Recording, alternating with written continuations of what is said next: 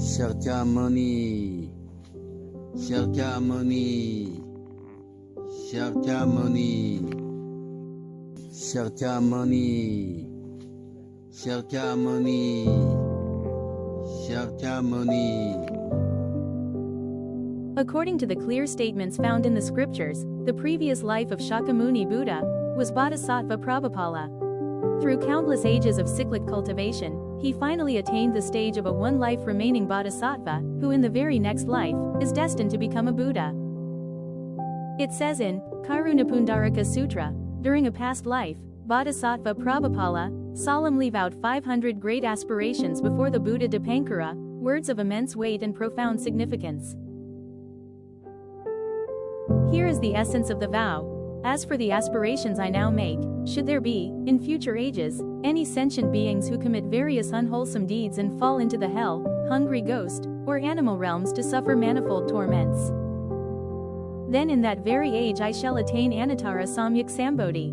By manifold skillful means I will teach and guide those sentient beings, leading them to liberation into the bliss of nirvana. Out of profound compassion, the Bodhisattva relinquished the bliss that should have been enjoyed in a pure and stainless Buddha's land, and instead resolutely chose to descend into the evil world of the five turbidities.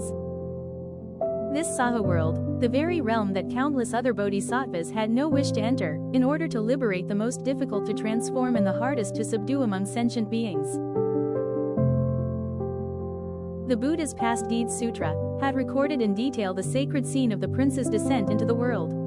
When Queen Maya, at the age of 40, conceived, she dreamed of a six-tusked white elephant descending gently from the sky and entering her right side with perfect serenity. Upon awakening, she understood that she now carried a holy child. When the 10 months of pregnancy were complete, Queen Maya set out for her parental home to give birth. Passing through the sacred garden of Lumbini along the way, she paused beneath a blossoming Asoka tree, and there, from her right side, the prince was born. The great earth then trembled in 6 ways, and boundless radiance illumined the 10 directions. Unaided by any other, the prince stepped toward the 4 quarters, taking 7 steps in each direction. With every step, lotus blossoms surged forth, filling the air with fragrant, sacred light. Then the prince raised one hand toward the heavens and lowered the other toward the earth. With immeasurable majesty, he solemnly proclaimed to the 10 directions, "In the heavens above and on the earth below, I alone am the world-honored one." In that very moment, the earth quaked in response, celestial maidens scattered blossoms, and the 9 dragons poured forth pure water to bathe the newborn prince. On the 5th day after the prince's birth, King Suddhodana held a grand naming ceremony. He summoned all the wise men and elders of the realm, and they bestowed upon the prince the name Gautama Siddhartha, meaning, one who brings all auspiciousness to perfect fulfillment. 7 days after Siddhartha's birth, his mother, Queen Maya, passed away. Stricken with grief, King Suddhodana entrusted the infant to Maya's younger sister, Lady Mahaprajapati Gautami, who loved him as her own child, and raised the prince to adulthood. According to the records, a sage named Asita came to examine the marks of the newborn prince. Asita was the wisest saint of his time, one who had attained the divine eye and could perceive the karmic causes and consequences of the 3 times. After observing the prince's auspicious marks and perfect, complete, and unsurpassed features, the sage was moved with both joy and sorrow. He said to King Suddhodana, "The prince's features are supremely noble, unlike those of any ordinary being. Such marks are exceedingly rare in this world. In the future, he will either become a Chakravarti Raja, ruling all realms in the 4 directions and bringing peace and prosperity to the entire world, or he will renounce the world, cultivate the holy path, and become a great enlightened one and lead all sentient beings toward enlightenment. My only sorrow is that I am already advanced in years and will not live to see the day when the prince attains Buddhahood and proclaims the wondrous Dharma. This will be the great regret of my life." Hearing the sage's words, King Suddhodana felt both joy and deep concern, joy that the prince possessed an extraordinary destiny, yet worry that he might one day renounce the world, abandon the throne, and leave behind royal splendor to pursue the path of liberation. Thus, the king employed every possible means to keep the prince's heart bound to palace life.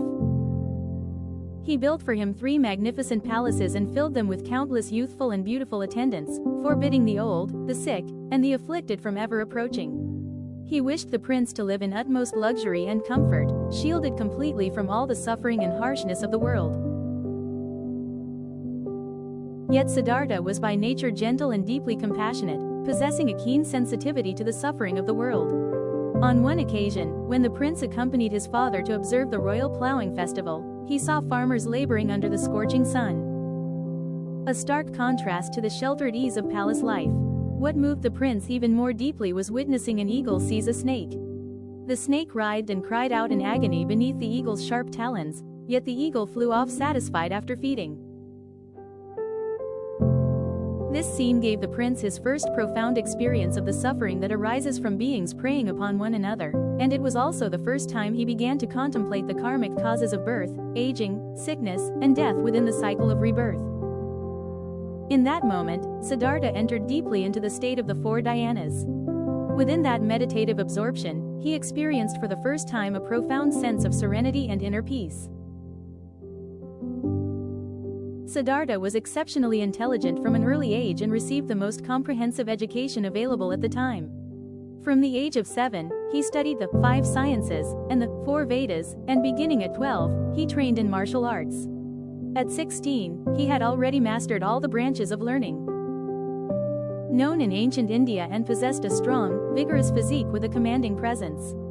Whether in astronomy, mathematics, and philosophy, or in skills such as horseback riding and archery, he far surpassed others of his age, truly accomplished in both the literary and martial arts. However, Siddhartha had no fondness for weapons, gentle and quiet by nature. He often sat in meditation and practiced contemplation even within the palace. Outwardly, he seemed to possess everything an ordinary person might envy, yet inwardly he was continually troubled by a sense of unease and confusion.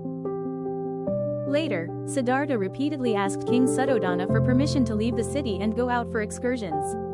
The king eventually agreed, though reluctantly, and secretly ordered the streets to be swept clean and all elderly, sick, or disabled people to be removed from sight. Even so, during the 4 outings, the prince still encountered scenes that shook him to the core.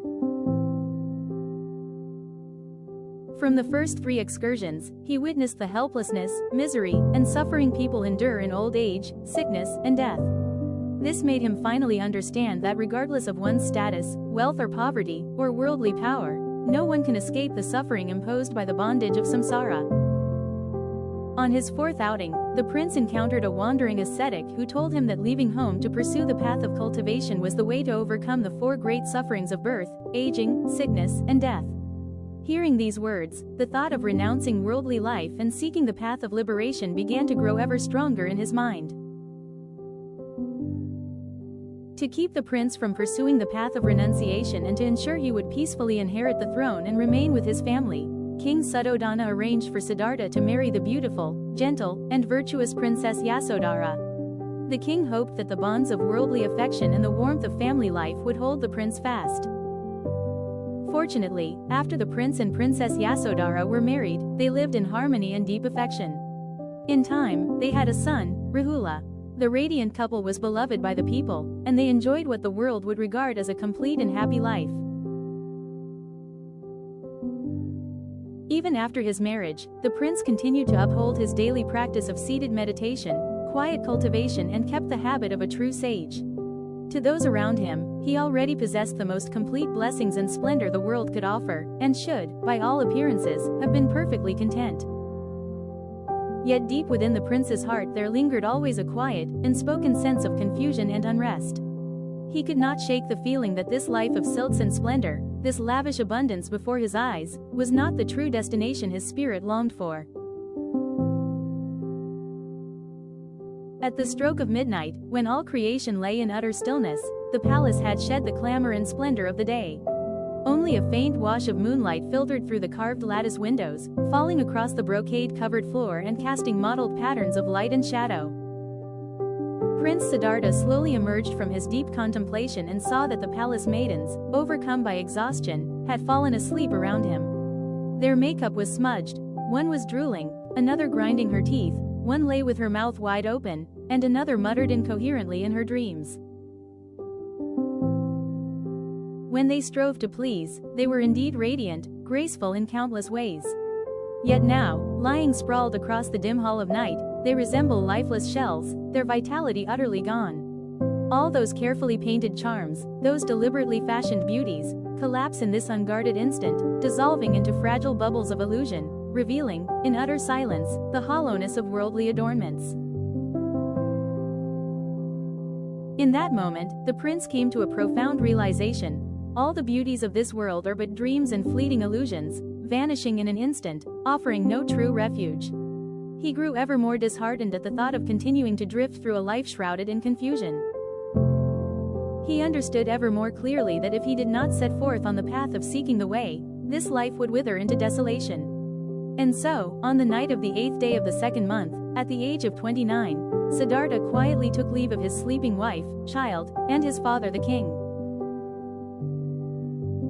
He swung himself onto his horse and rode out with his attendant Channa, disturbing no one. Silent as moonlight, he left the land of Kapilavastu and set forth upon the great, irrevocable path toward awakening. Passing through the northern gate, Siddhartha drew in the reins and turned back to gaze at the majestic, unmoving palace.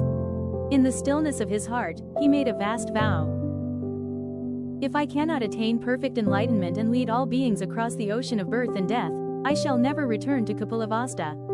Once the vow was spoken, he did not look back. The prince urged his horse forward, riding into the stillness of the night, resolute and unhesitating, beginning the path that would lead him toward awakening and the realization of Buddhahood. Siddhartha arrived at the banks of the Anoma River, and he lifted the blade, cutting away the dark locks that symbolized ignorance and all worldly afflictions. Without the slightest hesitation, he removed the precious jewel from his topknot and entrusted it to Channa to carry back to his father.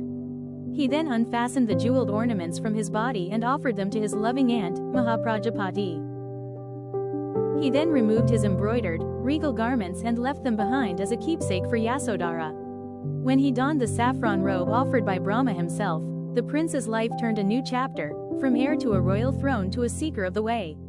Thus, the prince formally renounced the world and set forth upon the path that would lead him to Buddhahood. He said, "May I, together with all beings, forever sever every affliction, and bring to an end all karmic burdens accumulated through countless lives." From that moment on, he was no longer the silk-clad prince admired by multitudes, but a seeker who took the open wind as his companion and truth itself as his teacher. After renouncing the world, Siddhartha understood deeply that on the path of cultivation there are no shortcuts, only personal inquiry and steady, grounded practice. Thus he sought out renowned teachers, earnestly pursued the true path, and before long, he attained profound mastery. He attained the highest meditative state that the world of that time could reach, the sphere of neither perception nor non-perception. Yet he realized that even such exalted absorptions did not touch the root of the problem, nor could they bring true liberation. Thus, once again, he chose to let them go and continued searching for the path of awakening. He then undertook the most severe ascetic practices known in ancient India, hoping that by subjecting his body to extreme hardship, he might purify his mind and attain enlightenment. He went alone to the banks of the Naranjara River, sustaining himself on only a single flaxseed and a single grain of rice each day, enduring austerities for 6 long years. His body grew ever more withered, skin clinging to bone, life hanging by a thread, on the very brink of death. Lifting his gaze to the sky, he beheld a celestial being gently plucking the strings of a lute. The pure, drifting notes suddenly awakened in him a complete understanding of the true meaning of the middle way. If the string is drawn too tight, it will surely snap. If it is loosened too much, no sound can be produced. Only when it is neither too tight nor too loose can it give rise to a clear and pleasing tone. The prince's heart opened in an instant. He understood that extreme asceticism was not the path to liberation. Thus he released the harsh austerities that had bound him for 6 long years, resolved to restore his body and mind, and with renewed strength set forth once more on the quest for the true way. A cowherd girl named Sujata happened at that moment to pass by the banks of the Naranjara River.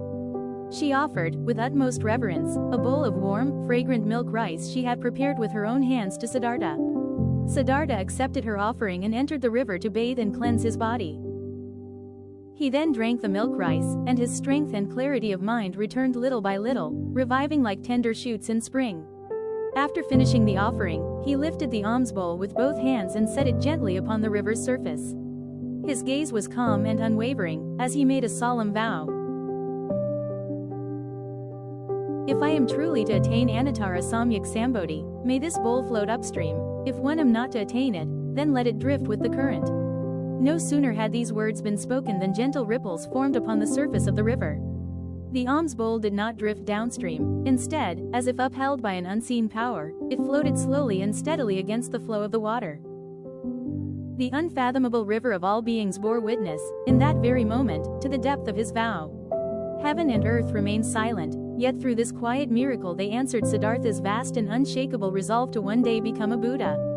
This single thought of awakening was Siddhartha's most profound commitment to his own path of practice, and it was also a luminous sign, an auspicious foretelling of his soon-to-be perfected enlightenment. At this moment, Gautama Siddhartha had already passed through the splendor of the palace, the sorrows of the world, the confusion of seeking teachers, and the extremities of ascetic practice. He had finally arrived beneath the Bodhi tree outside the city of Bodh Gaya. Facing the east, he spread the auspicious grass, sat in full lotus, his body and mind steady as an unmoving mountain. In this very moment, his heart was clear as a polished mirror. No stray thoughts remained, no trace of grasping or attachment. All disturbances had already sunk into the deepest stillness. Within this boundless, crystalline sea of mind, there endured only one thing: an unwavering resolve to seek the true nature of the universe and of life itself. Siddhartha, with the purest and most steadfast intention, was stepping toward the very gate of awakening, a moment that would transform the three realms and the course of human history. He made a solemn vow: if I do not attain supreme perfect enlightenment, I shall not rise from this very seat. This vow resounded like thunder through the vast sky, shaking the hearts of the Devas and Nagas alike. Hearing it, the celestial beings were filled with great joy, radiant light spread in all directions, and subtle Dharma sounds began to shimmer through the air. The Dragon King was the first to appear, coiling protectively at Siddhartha's side, safeguarding the unfolding of his path. Yet even as the heavens rejoiced in triumph, the palace of Mara, lord of the desire realm, suddenly shook as though struck by an immense force. A fear unlike anything he had ever known arose in Mara's heart. As the sovereign of the highest heaven in the desire realm, the heaven of controlling others' emanations, Mara instantly understood that the Sramana Siddhartha was on the verge of attaining enlightenment. If the Sramana were to awaken, countless beings would come under his influence and gradually free themselves from the snares and dominion of the demonic path, causing Mara to lose his power of control. Therefore, he knew he had to act swiftly and disrupt Siddhartha before his realization was complete. Mara launched the first wave of his assault. He summoned 3 enchantresses of peerless beauty and graceful form, named Desire, Delight, and Pleasure. They circled around the Sramana Siddhartha, some dancing with alluring lightness, others speaking in soft, beguiling tones, each displaying her own art of confusion and seduction. Hoping that the pleasures and enticements of the world might shake his unwavering concentration. Mara knew well that if he could lure the Sramana into craving and pleasure, Siddhartha would lose his resolve for liberation and give up the original cultivation. Yet illusions are only illusions. They could not shake Siddhartha's mind, firm and indestructible as Vajra itself. The mind of the Sramana Siddhartha had already transcended all worldly emotion and desire, firm as Vajra, deep and still as the ocean. The movements of the demon maidens, in his eyes, were nothing more than wind-borne phantoms, unable to shake him in the slightest. He gazed at the enchantresses before him and spoke with calm, steady clarity. Your beauty is nothing more than a shell. Within, the body is filled with impure substances, it is fleeting and soon decays. Such illusory forms and pleasures, how could they ever shake my resolve for the path? What I seek is everlasting liberation, not the brief and illusory pleasures of the senses. Having spoken, the Sramana used his supernatural power to transform the maidens into feeble, withered old women. Overcome with shame, they fled in embarrassment and disarray. The Mara saw his temptations failed, his fury roared like thunder. He personally led an immeasurable host of demon armies, armed with every manner of weapon, and launched a second, ferocious assault against the Sramana. Heaven and earth trembled in response. Furious winds tore open the sky, torrential rains crashed down like waterfalls, colossal boulders thundered from above, and weapons fell in volleys like a storm of arrows. Flames roared from burning wood, thick smoke blotted out the sun, scalding ash, sand, and mud surged forward like waves of fire, and an endless darkness swept across the four directions. Yet all these assaults, before the Sramana's accumulated merit and boundless virtue, were rendered completely powerless. As the raging winds approached the Bodhisattva, their force dissolved, unable even to stir the corner of his robe. When the floodwaters neared Shakyamuni Bodhisattva, they turned aside of their own accord and flowed elsewhere. As for the boulders and the countless weapons, the moment they drew near the Bodhisattva, they dissolved into showers of blossoms, falling gently, pure and harmless. Seeing this, the demon armies faltered, their assault on the verge of collapse. Mara, enraged and humiliated, stepped forward himself and hurled threats, claiming the Sramana had no right to sit upon that seat, even vowing to seize him by the feet and hurl him into the sea. Yet just as Mara uttered these threats, the earth guardian deity suddenly rose up from beneath the ground, lifting the Sramana's meditation seat with both hands and sternly rebuking the demon army. The Sramana has made a vast vow of great compassion, pledging to liberate all beings. His practice accords with heaven, earth, and the hearts of the people. How could you possibly obstruct him? The earth guardian deity, having spoken, unleashed his vast spiritual power. From the four directions floodwaters surged forth, and in an instant, they engulfed the demon host. Struck by the crashing waves, the demon legions broke apart in chaos, their formations shattered. They fled in disgrace, scattering in all directions, no longer daring to approach the Sramana, nor even to imagine disturbing his practice again. With every obstacle dispelled, the Sramana Siddhartha remained upon his meditation seat, continuing his contemplation without the slightest departure. After 49 days of deep meditative absorption, then, at dawn on a clear night, he lifted his gaze and beheld the morning star shining brilliantly. In that instant, all doubts and confusion vanished like mist, and his mind cleared in perfect clarity. He could not help but exclaim, "All sentient beings inherently possess the wisdom and virtuous qualities of the Tathagata. It is solely because of deluded thoughts and attachment that they are unable to realize it." Every sentient being holds within the same wisdom and virtue as the Buddha, yet this innate Buddhahood is obscured by the mind's delusion and attachment, preventing them from realizing their own true nature. From that moment on, the Sramana Gautama Siddhartha attained unsurpassed, perfectly complete enlightenment and became the fully awakened one, the Buddha. He not only perceived the path of liberation that transcends birth, aging, sickness, and death, but also fully realized the true nature of the universe and of human existence. From that moment on, he possessed merit vast and boundless like the great ocean, a power sufficient to shoulder the liberation of innumerable beings and to lead them toward freedom and Buddhahood, fulfilling a mission profound and immeasurable. Yet even after his awakening, Shakyamuni Buddha hesitated in his heart and reflected. This Dharma is deep, serene, free from all elaboration, luminous and unconditioned. I have attained the wondrous nectar of liberation, but to whom could it be spoken? None would understand. Therefore, I shall remain silent, dwelling quietly in the forest. The Buddha did not hasten to teach the Dharma. Instead, he remained in meditation beneath and around the Bodhi tree, deepening the realization he had attained. He felt profound compassion for the suffering of all beings, yet he also knew that this Dharma is difficult for ordinary people to grasp. To speak it prematurely would only be in vain. Thus, he chose to abide in silence a while longer. The Lord of the first dhyana heaven in the form realm, Great Brahma, perceived through his divine power the Buddha's intention after enlightenment. He personally led his retinue to the Bodhi tree, bowed with his head at the Buddha's feet, and knelt with joined palms to pay homage and entreat him.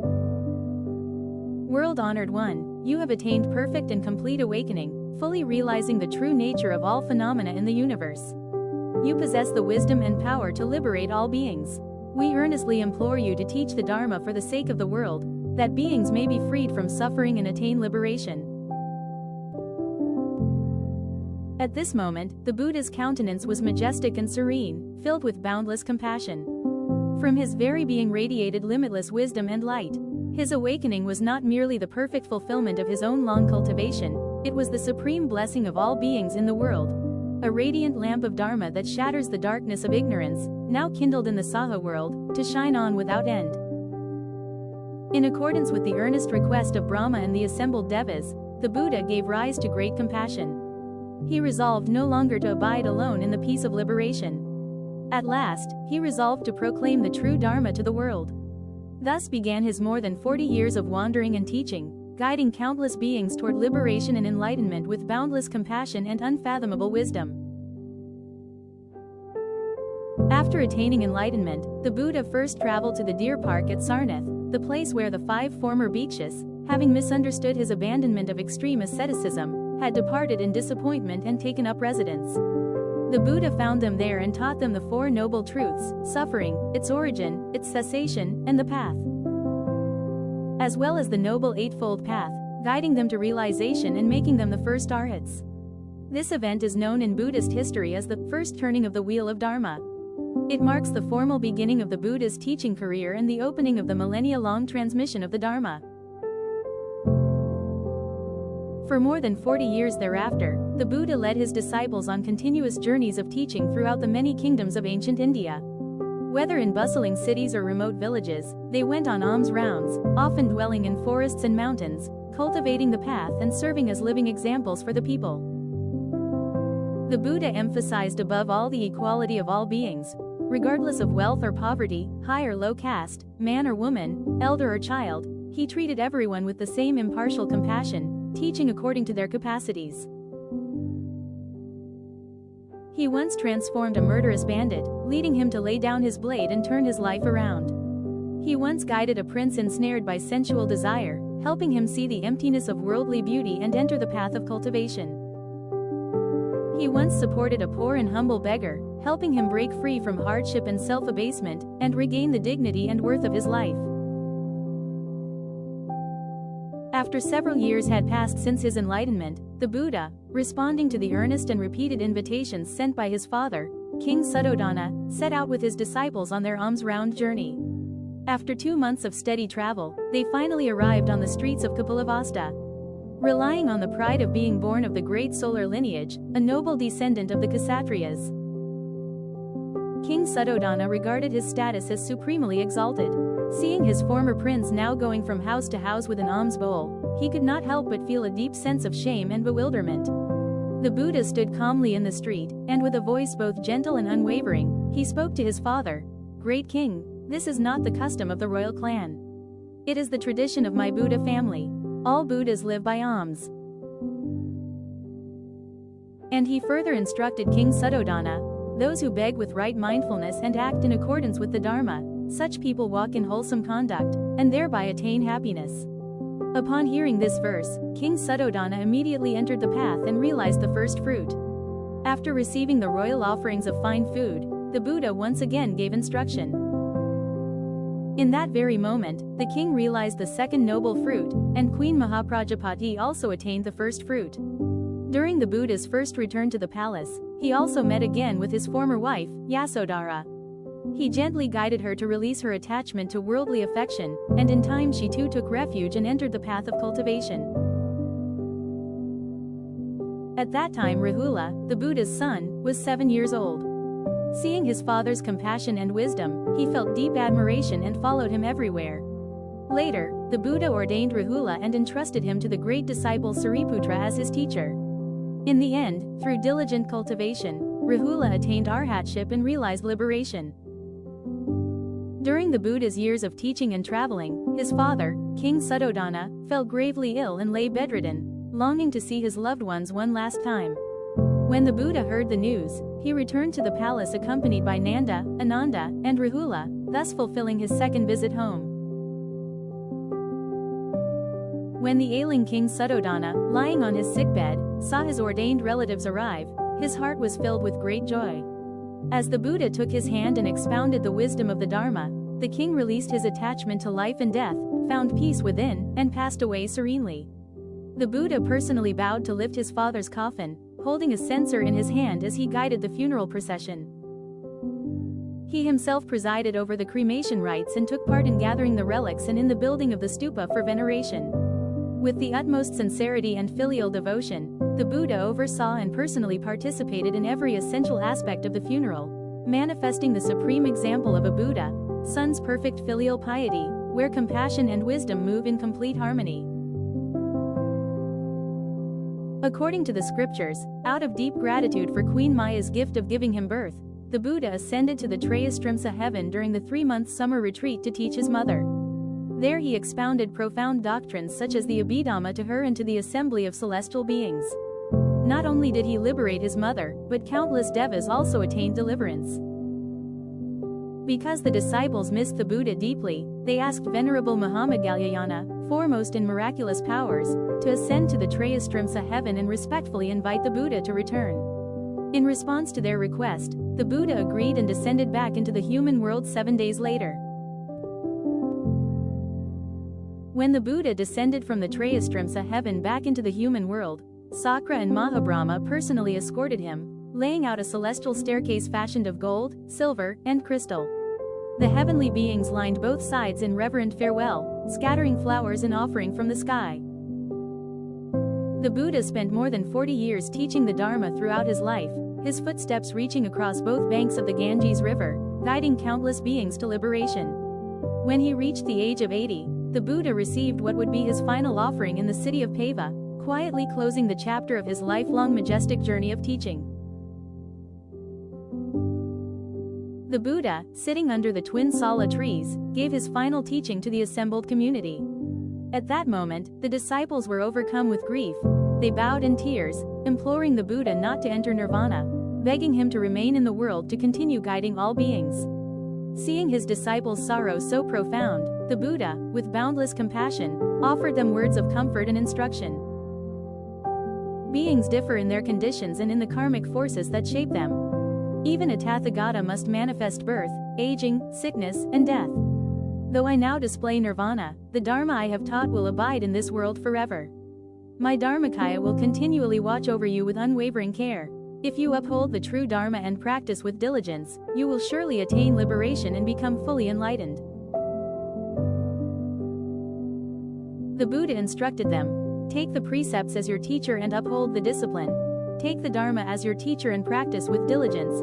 Support one another, and together realize Bodhi. And also, all conditioned phenomena are impermanent, they are subject to arising and ceasing. Once arising and ceasing have ceased, perfect tranquility is true bliss. After the Buddha had completed his final teaching, he lay down on his right side between the twin sala trees, his body at ease and his expression utterly serene. Then, gently closing his eyes, he entered great nirvana in perfect peace.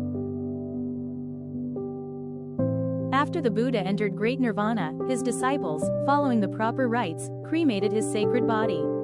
The relics obtained from the cremation were divided into 8 portions, which 8 kings reverently brought back to their respective realms, each building a stupa for veneration as an expression of their boundless devotion and remembrance. Thereafter, the great disciples joined their efforts to collect, organize, and compile all the teachings the Buddha had given throughout his lifetime, so that the world-honored one's wisdom and vast compassionate vows might be transmitted from generation to generation, abiding in the world without end, a guiding light and refuge for countless beings. The Mahabodhi temple complex is one of the 4 great sacred sites closely associated with the life of the Buddha, especially the place where he attained supreme enlightenment. With its solemn and majestic architecture and its profound historical depth, it bears witness to the boundless radiance of the Buddha's awakening and upholds the noble transmission of the Dharma that has endured through the centuries. Many people mistakenly believe that nirvana is the same as death. This is one of the deepest and most widespread misunderstandings. The true nature of nirvana is the great perfection that transcends the bonds of samsara. It is the absolute peace that appears when delusion and attachment are released. It is a spiritual realization accessible to all beings, and by no means the end of life. From his perfect awakening beneath the Bodhi tree to his serene parinirvana at Kusinagara, the Buddha, through the entirety of his life, revealed to the world. All beings possess the innate nature of awakening. Each person, by following the true path, can be freed from suffering and attain genuine well-being, can find ultimate liberation from affliction and confusion. Everyone has the opportunity to awaken from the illusory grasping toward the myriad phenomena of the universe and realize a complete and unsurpassed enlightenment. In this present age, so filled with suffering and bewilderment, to re-examine and study the Buddha's teachings is of profound and vital importance. It will help us discern the truth of life, lightens the burdens of our inner afflictions and sorrow, and fosters harmony and understanding among all sentient beings. Since the Dharma spread to various countries and regions, it has steadily infused the very lifeblood of local cultures, exerting a profound influence on their arts, daily life, ethical values, and spiritual outlook. The Buddhist ideals of compassion at heart, the equality of all beings, and refrain from all evil, practice all good, have shaped the moral principles upheld by Buddhist disciples. The practice of meditation and the pursuit of awakening have become important ways for modern people to calm restlessness and return to their true nature. In The Generality of Implementation of Buddha's Birthday Ceremony, Saga Month Ceremony, Fundamental Master's Memorial Dharma Ceremony and its branches, our greatly kind Grand Master, Tulku Khenpo Lodrup Pelden Rinpoche, compassionately teaches us.